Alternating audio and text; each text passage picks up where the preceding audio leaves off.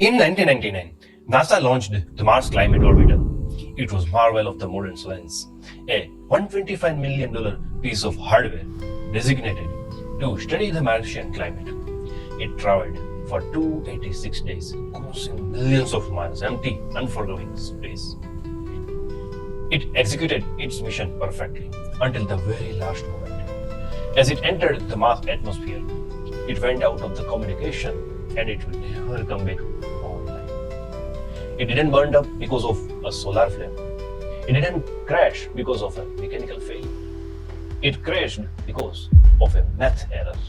One team of engineers at Lockheed Martin used English imperial units, pounds and seconds, to calculate the thrust data. The other team at NASA assumes the data was in metric units. The mission was 99% perfect, or I can say 99.9% perfect.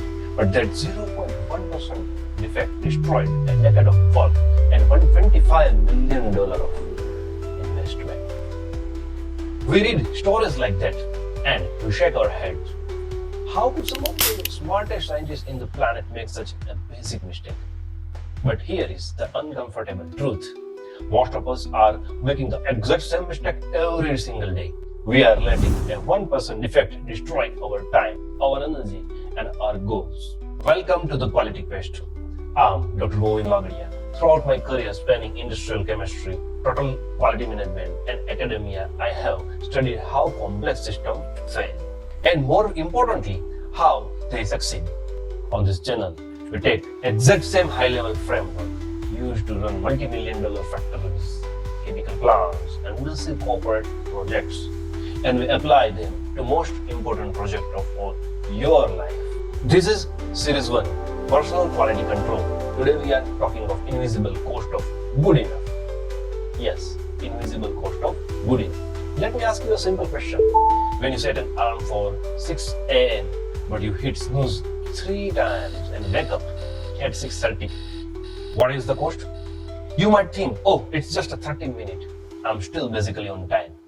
When you start a project, but you don't clearly define what the final result should look like, and you end up doing the work twice, what is the cost? In the industrial and corporate world, this has a specific name.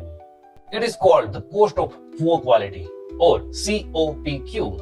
In chemical manufacturing plant, if a batch of raw materials is off by even a fraction of percentage, the entire batch is ruined. It costs the time to clean the machines, money to buy new materials, and energy to start over. That is the cost of poor quality. But in our personal lives, we don't track our COPQ, cost of poor quality. We accept a massive amount of rework. We search for our lost keys for 10 minutes every morning. We read the same paragraph in a book because we are distracted by our phones. We apologize for missing deadlines because we underestimated the time it would take.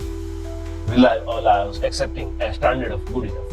But let me show you why 90% of good enough is actually a disaster.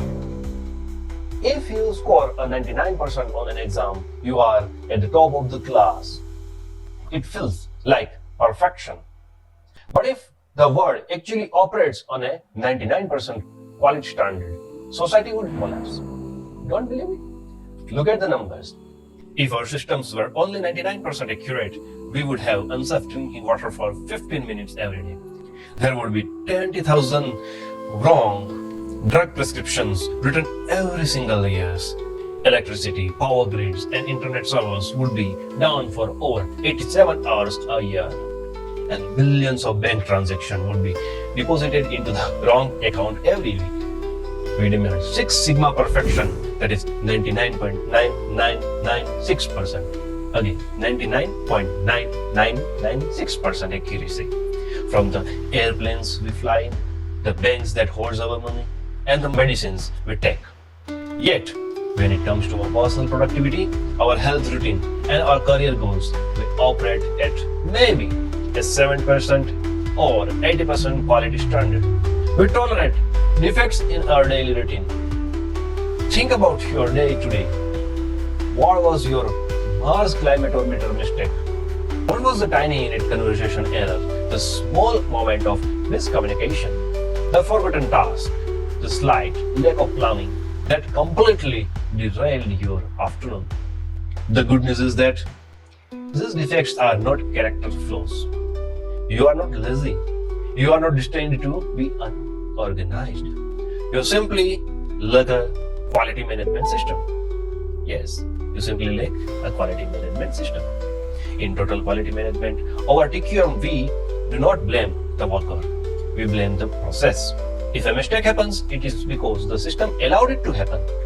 Start today. We are going to build your personal quality control system. And it starts by understanding the difference between two critical concepts: quality control and quality assurance. Most people live in quality control.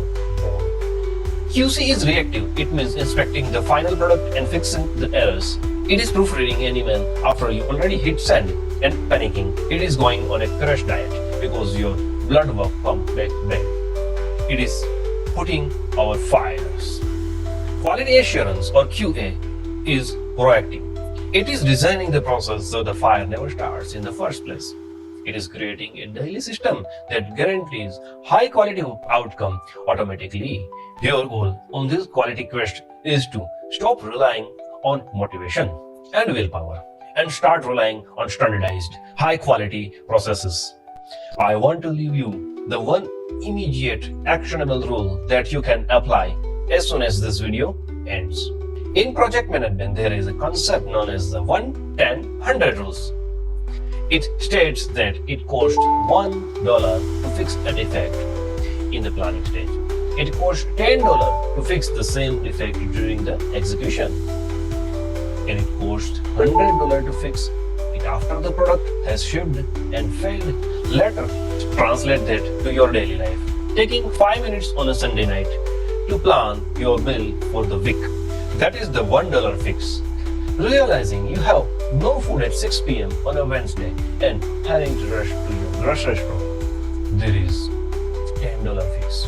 Ordering expensive junk food on an app because you are too tired to go to the store. Running your health goals and your budget. That is the $100 failure. In quality assurance, in the $1 planning stage, saves you 10 minutes of quality control later. So your homework for today is simple: identify one $100 failure that keeps happening in your week. It could be running late in the morning. It could be missing a deadline. Now ask yourself, what is the $1 planning step I can take tonight to ensure it never happens again? The truth is, optimizing your life is not about working harder. It's about engineering a best system or better system. In our next video, we are going to get highly practical. I'm going to discuss with you a post-World War II Japanese manufacturing framework called the 5S method.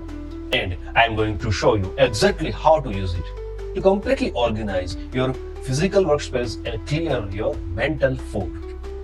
If you are ready to stop accepting good enough and start engineering a life of big quality, make sure you hit the subscribe button and turn on notifications so that you don't miss the video second of this series. You can leave a comment below telling me what's your personal $100 failure is right now. And let's figure out the $1 fix together. I'm Dr. Rohin Bagaria. Thank you for joining me on the Quality Quest. I'll see you in the next video.